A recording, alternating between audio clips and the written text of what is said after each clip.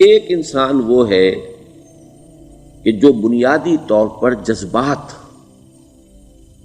جذبات سے فیصلہ کرتا ہے. آپ اس کے جذبات کو اپیل کر لیجیے، وہ آپ کی بات مان لے گا.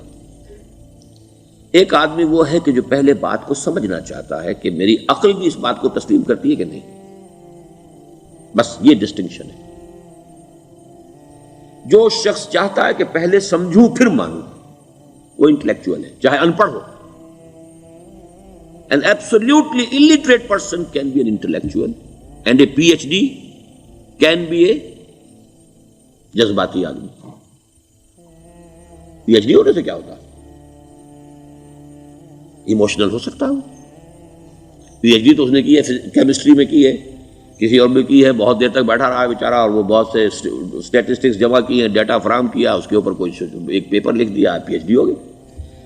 ضروری نہیں کہ پی ایچ ڈی اس کے اندر کامن سینس بھی ہو. کامن سینس بہت بڑی ریئر سینس ہوتی ہے. It's called common sense but rarely found. اسی طریقے سمجھ لیجئے الٹریٹ شخص بھی، لیکن یہ کہ اگر اس کا مزاج ایسا ہے، اس کی ایک شخصیت ہے کہ وہ پہلے بات کہتا ہے، بات پہلے مجھے سمجھاؤ.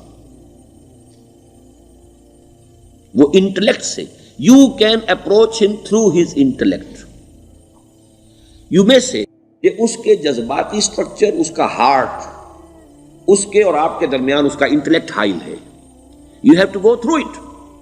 You can't reach his heart except through his intellect. ایک آدمی وہ ہوتا ہے جس کا یہاں کچھ ہے نہیں، کوئی نظریہ نہیں، کوئی خیال نہیں، نہ وہ عقل سے کوئی زیادہ سوچتا ہے، نہ کوئی.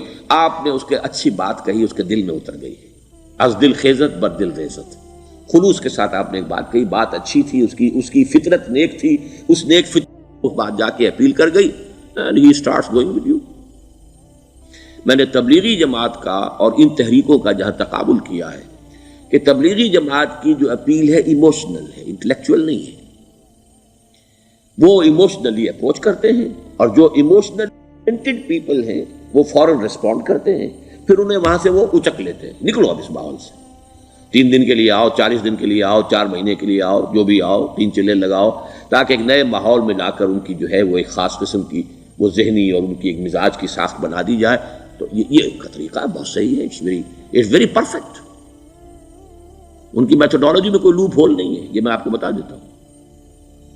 اس لیے کہ آج اس کے شخص کے دل میں ایک اچھا جذبہ ابھرا ہے، اور وہ کل ہو سکتا ہے نہ رہے. یو کیش اٹ، ابھی کیش لو، ان سے نقد لو، نکالو بھائی، وقت نکالو، نقد. اور ان کا بڑا پیارا جملہ ہے، گھر گئے تو گر گئے. بڑا پیارا جملہ، گھر گئے تو گر گئے. یعنی یہی وعدہ تو کر لو نا کہ بھائی ارادے تو کر لو. بڑا پیارا انداز ہے یہ، بھائی ارادے تو کر لو. وہ ارادہ کر لیا تو آپ ایک وعدے کی وجہ سے بند گئے. اب یہ کہ اچھا بھائی چلو نکلو، اب نکل گئے تو پھر تو ان کے قابو میں آئی گئے. اب آپ انہوں نے 24 گھنٹے وہ آپ کو جو ہے اس میں رکھنا ہے کہ وہ آپ اپنی ساری سوچ وہ سب کی سب جو ہے وہ سب جاتی رہے گی. تو یہ اپنی جگہ پر it's a very perfect methodology, لیکن اس کی اپیل لمیٹڈ ہے to emotional people, not to intellectuals.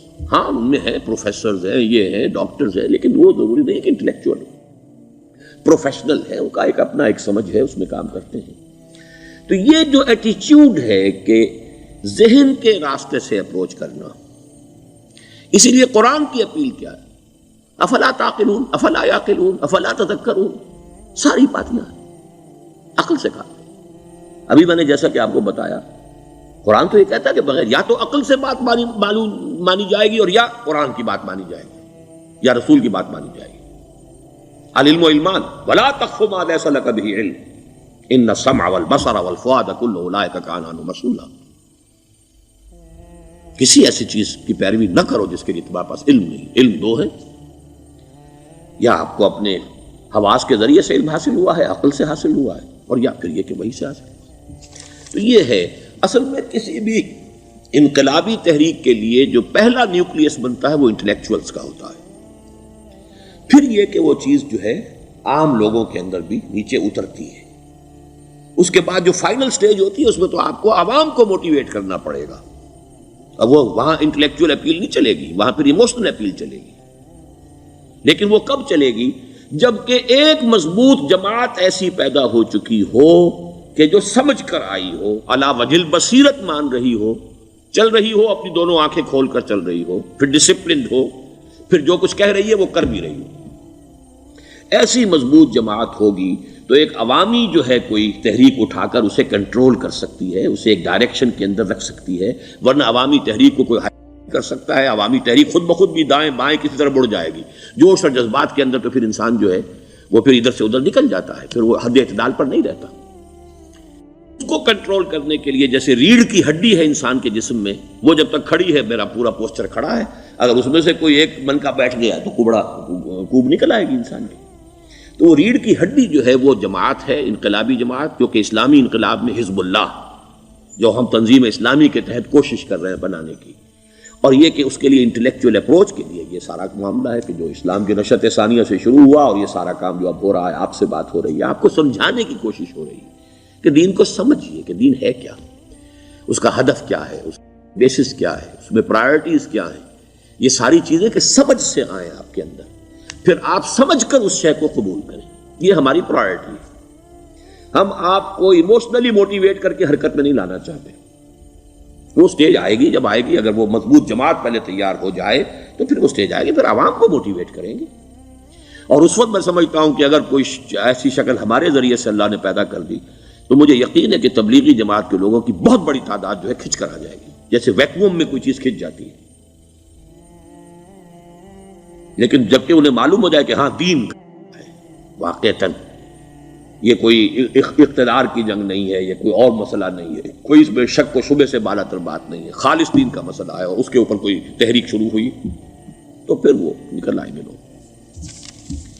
حضور کے زمانے میں بھی سمجھ لیجیے، جیسا کہ میں نے کہا الٹریٹ ہونا اور بات ہے، لیکن یہ کہ انٹلیکچوئل جو ہے وہ اسٹرکچر آف پرسنالٹی ہوتا ہے، انٹلیکچوئل یا ایموشنل۔ یہاں پر ایک جملہ ذرا نوٹ کر لیجیے اگر آپ کے علم میں نہ ہو، جبران، خلیل جبران جو ہے یہ ایک عیسائی مصنف تھا، عرب لبنان کا، لیکن بہت بڑا ادیب تھا۔ تو اس کا ایک جملہ ہے، عقل سے روشنی حاصل کرو لیکن جذبے کے تحت حرکت کرو۔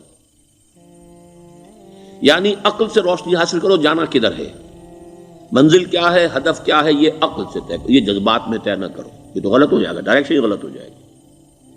لیکن جب طے کر لیا، عقل سے پہچان لیا، دس از دی آئیڈیل، دس از دی گول، یہ میرا مقصود ہے، اب عقل کو ذرا ایک طرف رکھ دو۔ اگر عقل کو رکھے رکھا یہ چلنے ہی نہیں دے گی، یہ کہے گی کہ ذرا سوچو تو صحیح، بیوی بچے ہیں، یہ ہے، گھر بار ہے، یہ عقل تو پھر یہ سکھائے گی۔ عقل کے معنی باندھنے کے ہیں، یہ معلوم ہے آپ، عقل کے معنی باندھنا۔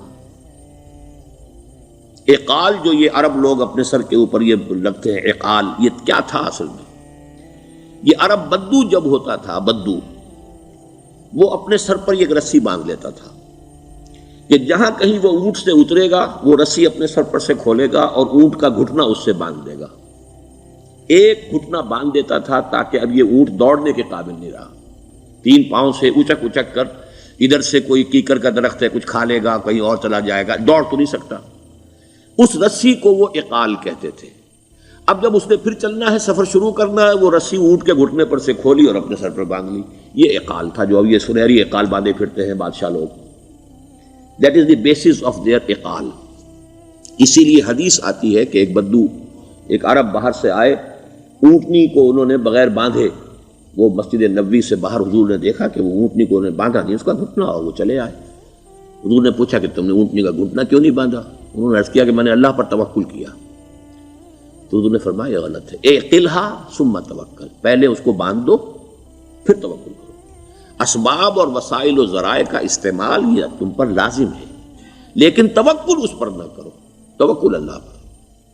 یہ ہے بیسک جو یعنی بیلنسڈ رائے ہے کہ آپ ایسے بالکل اسباب سے مستغنی ہو جائیں تب بھی غلط بات ہے۔ آپ you do what ever you can do, لیکن یہ کہ اس کے بعد یہ نہ سمجھو کہ میرے اس کرنے سے کچھ ہو جائے گا، یہ میرے وسائل اور ذرائع سے کوئی نتائج نکل آئیں گے، نتیجہ اللہ کے ہاتھ میں۔ تو اعقلھا ثم توکل، یہ اعقل، عقل کے معنی باندھنا، پہلے باندھو اس کو۔ تو اگر چلنے میں تو عقل کو ایک طرف رکھ دو، بے خطر کود پڑا آتش نمرود میں عشق، عقل ہے محو تماشائے لبے بام ابھی۔ عقل تو نہیں اجازت دے سکتی تھی حضرت ابراہیم کو کہ کود جاؤ آگ میں، عقل تو یہی کہتی نا کہ بابا جان خامخواہ دینی ہے، اگر تم اپنے آپ کو بچا لو گے، اس وقت کوئی کوئی ہیلا کر لو، کوئی تھوڑا سا نمرود کی خوشامد کر لو، چھوڑ دے تو پھر اس کے بعد توحید کی دعوت دینا. لیکن یہ کہ زندگی ختم ہو گئی تو توحید کی دعوت کون دے گا؟ عقل تو یہ سکھاتی نا، پٹی پڑھاتی. لیکن بے خطر کود پڑا آتش نمرود میں عشق. عقل ہے محو تماشائے لبے بام ابھی. عقل تو وہیں بیٹھی دیکھ رہی ہے کہ یہ کیا کیا اس نے. یہ jumped, he should not have jumped. تو عقل سے روشنی حاصل کرو. ڈائریکشن کیا ہے، گول کیا ہے، جانا کیا ہے، یہ طے کرو عقل سے. اس میں جذبات کو دخل نہ آنے دو، اور جب چلنا ہے تو اب عقل کو طے کر کے رکھ دو اور اب جذبے کے تحت حرکت کرو. بہت عمدہ جملہ ہے.